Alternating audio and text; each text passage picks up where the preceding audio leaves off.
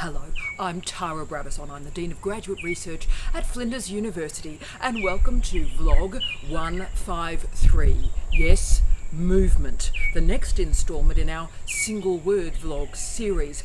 And quite appropriately, I'm coming to you this week from Scholar Street, from the University of Macau in Macau. How glorious and gorgeous is this? And yes, a very early morning. Once more, I'm recording outside. Apologies for weird things you may hear, or indeed weird things that you may see. But it is early, so let's see if we can quietly do this before the rest of the students wake up or arrive on campus. So this vlog arrived through several requests from our soon-to-be finished PhD students, with that usual request, what's going to happen next? And that's why movement was the focus.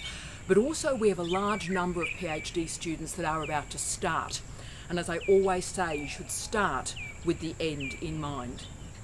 And the end, the point of scholarship, is movement. So we're dealing with all sorts of different movement today. Movement of people, movement of jobs, movement of ideas, movement of money as well. So let's get into it. But I want to start off with theoretically my bias. And I'm using the word bias as Harold Innis did, rather than sort of a political bias. This is how my frock is being cut this week, the bias of my argument. I'm arguing that our culture, our life, our world has moved, has changed. It's changed from a cosmopolitan sociology, if you will, best used by Ulrich Beck, but also John Urry and Scott Lash, and it's moved to claustropolitan sociology, claustropolitanism. And claustropolitanism was best investigated and is best investigated by the late great Paul Virilio, my wonderful beloved late great husband Steve Redhead, but also the remarkable ultra realist criminologists, with a big hello to James Treadwell, to Simon Winlow and to Steve Hall. Gentlemen, my respects. You are changing the world, and I think we all know that. So cosmopolitan sociology was part of a centre-left liberalism, so a centrist multiculturalism, if you will. The notion that the world is going to be all right. We're going to go through some changes, there's going to be some bumpy times, but we're all going to be fine. The challenge with that model is, of course, what happened after September 11 and the global financial crisis.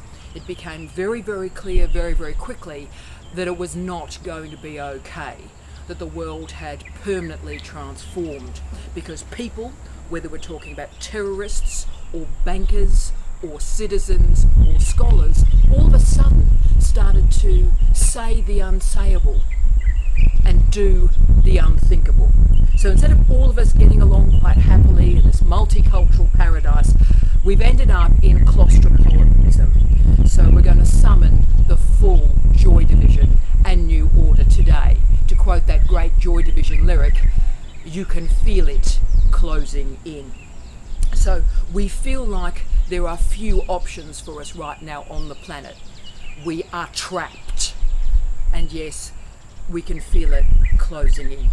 So therefore, I'm going to investigate our current reality through the gauze, through the lens of claustropolitanism, and how that's impacted on work, the economy, our society, social structures, and yes, even our family structures.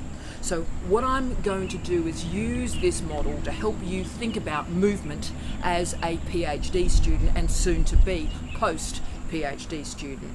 I want you to think about what it means to be a scholar, what it means to be a teacher, what it means to be a researcher in these claustropolitan times. So I'm going to pick just 5 areas for your consideration to think about movement in different ways, and one or more of these may be appropriate for your particular life stage and paradigm. So let's start with number 1, the crucial one really, finding work. Now, as we know, about 40% of PhD students these days remain in universities, and about 60% of our PhD students go and work into a diversity of industries. So that's great, you've got choices, that's important. But can I say, life in academia, life in universities, such as the beautiful University of Macau, life is not in universities is not what it was. And I'm not being nostalgic there. We've now got adjunct appointments, contract appointments, casual appointments. So the notion that being an academic is a great and wonderful and stable and permanent thing or entity is simply not the case. Most universities now are run on and fueled by casualised labour. So outside of academic life as well, life work is incredibly tough and incredibly competitive. More people have university degrees than at any point in history, and more people have PhDs than at any point in history. But I've activated one rule, one truth, one trope in my life that I know to be accurate. And that is, if you are prepared to work anywhere in the world, then you will always be able to find a job. Now, I've lived that truth. We live in a time of labour surplus. All of us have to keep applying for work, keep being competitive, get in there and fight it out. It's going to be tough to get a job, but you've got to be prepared to go anywhere to get that job. And remember, this is a claustropolitan world, a xenophobic world. This is not going to end well, ladies and gentlemen. There's not going to be a benevolent mentor who is going to help you with networking and enable you to get a job. Your benevolent mentor might be battling to hold on to their own job, let alone try to get you one. Remember, we live in selfish, self-absorbed times. So you're going to have to fight and fight hard to get work. You're going to have to get in there and grit this out. Go hard, go tough, fight ugly, but get a job. So if you want to be in work, you're going to have to work really hard to get there, to progress that reality. Now, that means you're going to have to move and move anywhere in the world.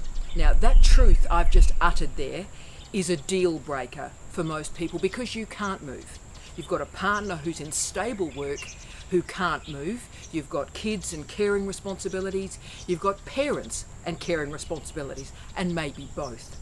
Therefore, you can't move, full stop. So therefore, you are a captive market for your university. The old rule from John Urry, though, does apply. Those who move have power. Those who can't move, who are immobile, are powerless.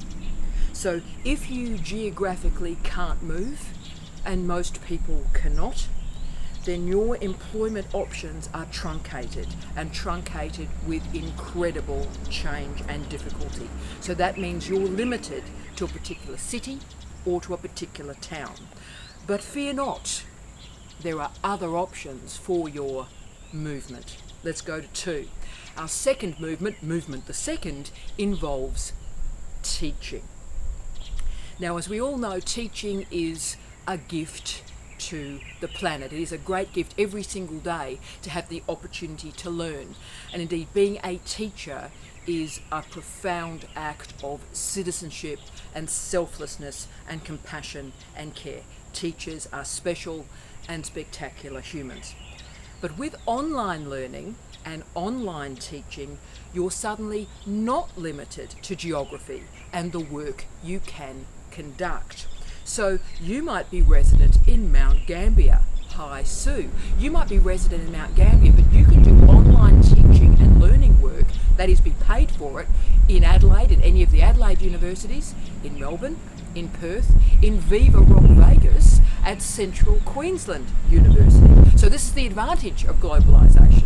So remember, on your profile on LinkedIn in particular, present the diversity of your teaching skills.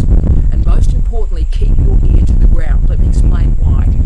Casual teaching, ladies and gentlemen, is granted in a really arbitrary fashion. You might think you're missing out on what's going on and there's insiders and all the rest of it. Actually, that's not the case. Invariably, it is about who you know. Can I say, as a former head of school, teaching is often granted in absolute desperation. Let me tell you what happens. So semester's starting in a couple of weeks, and the person you lined up to do that teaching in that particular online course all of a sudden pulls out. and you're in real trouble. So you are desperate, and you will find anybody you can to fulfill those teaching commitments. So this is really significant. So tell all your friends, all your colleagues, all your mates, all your peers that you are in the market for work. And those connections and that networking will enable you to find this type of casual work. We need a quick replacement, and you're able to provide that for us if we know you're after work. So tell everybody, and that's how you get this type of work.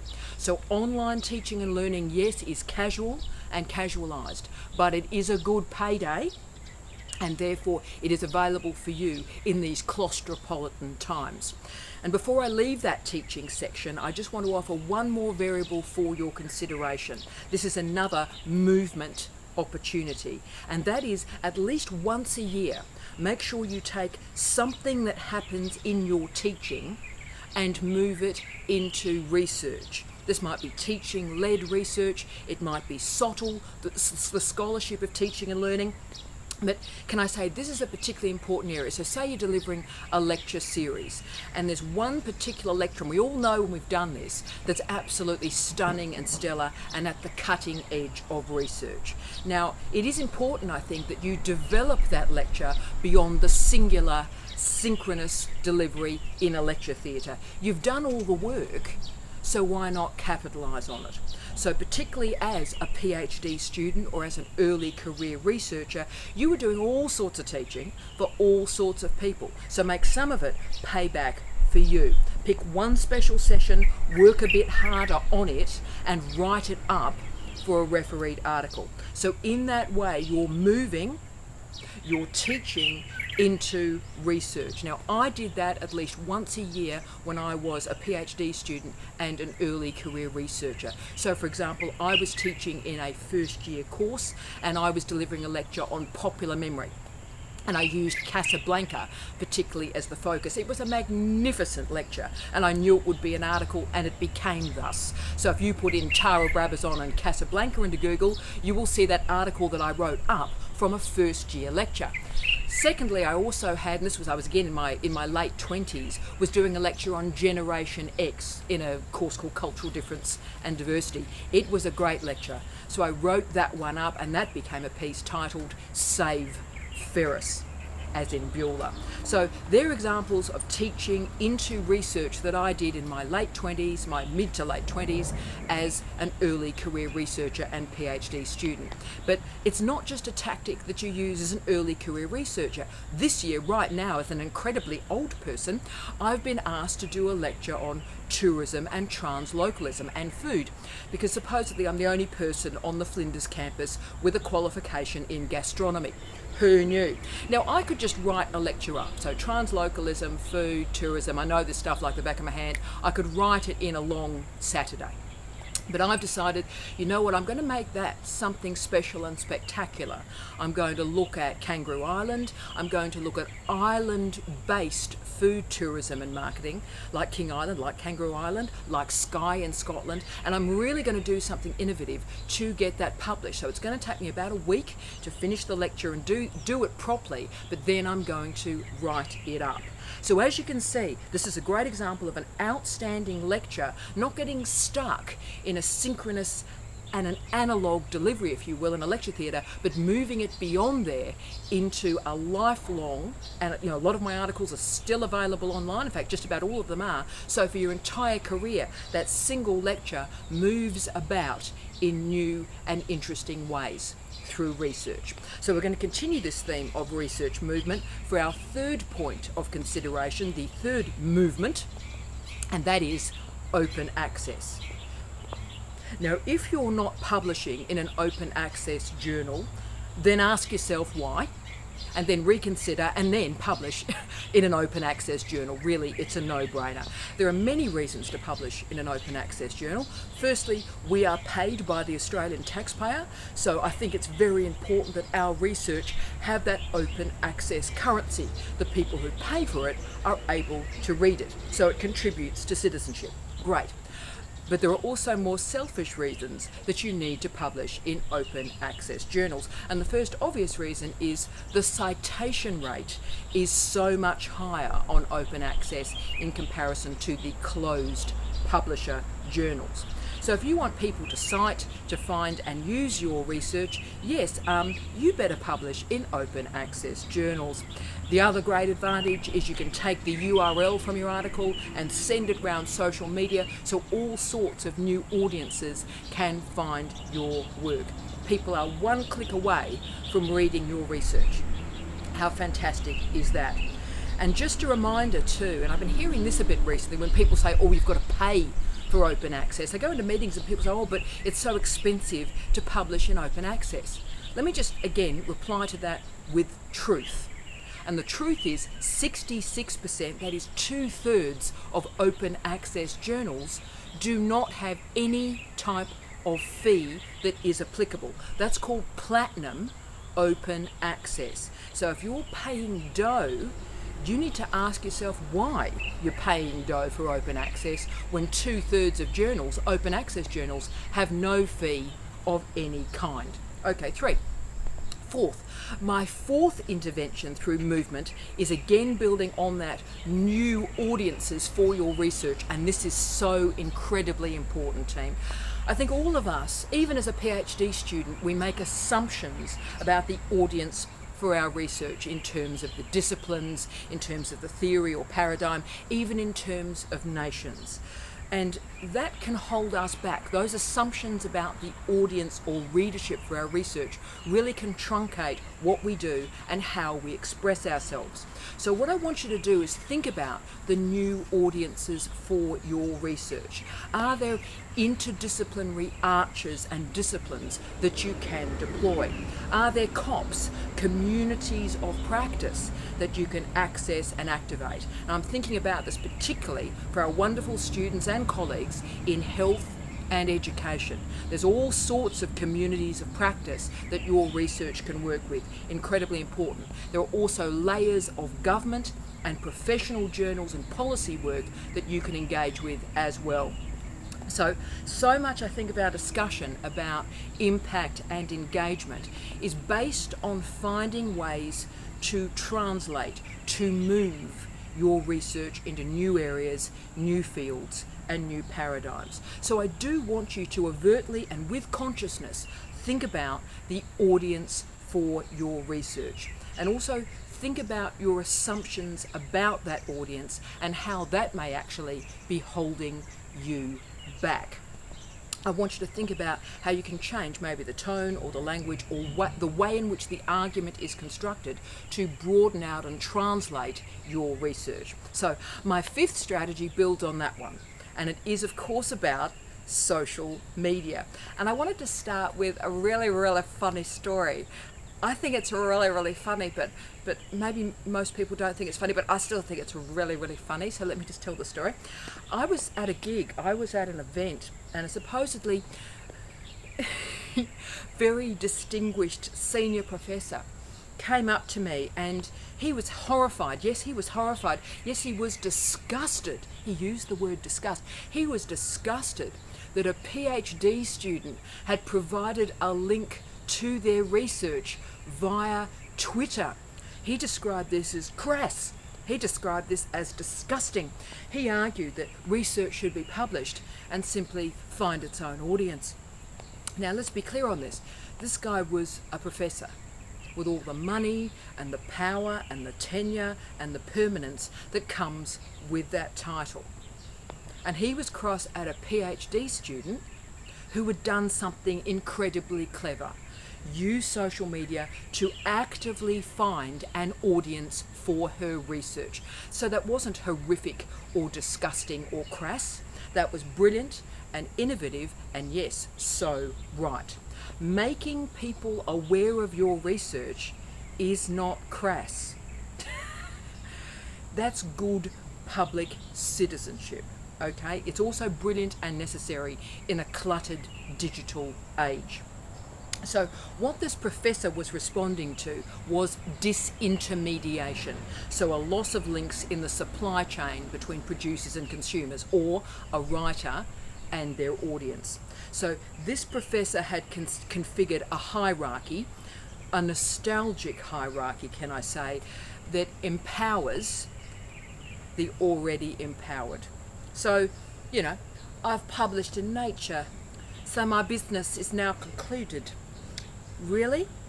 Remember, we've talked about it a lot in earlier vlogs, that you can't even assume that the citation rate in Nature is going to get you through, because we all know in Nature, a very few articles in the history of Nature have been cited tens of thousands of times. And of course that skews the rest of the citation rates for the articles.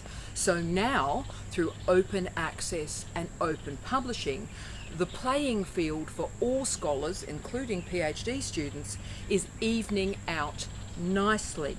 And with social media triangulation, early career researchers just like you are able to find these fantastic new audiences for your work.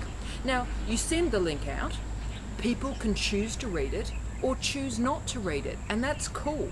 But researchers have a right, and I would argue a responsibility, to inform people that this research is available for them to have a look at. And look, it may be interesting for particular groups that you haven't even considered yet. And can I say, that's a great use of Twitter. Use LinkedIn, use Facebook. Allow people to find the interesting ideas. Allow them to do that. And of course, when you do that, you continue to flatten the academic hierarchy.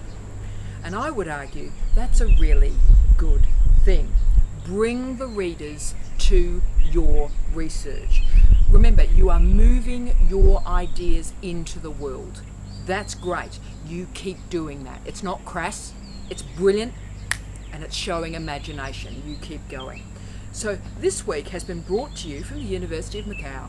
It's also been brought to you by New Order and Joy Division Movement. And I've presented, I think, 5 very interesting strategies for your consideration about work, about teaching, about SOTL, about social media, and thinking about the audiences for your research, moving ideas to a new place. And actually, isn't that the point of scholarship? It's one of the reasons that I'm here today at the University of Macau. So I wish you all love, light, and peace. Tea out.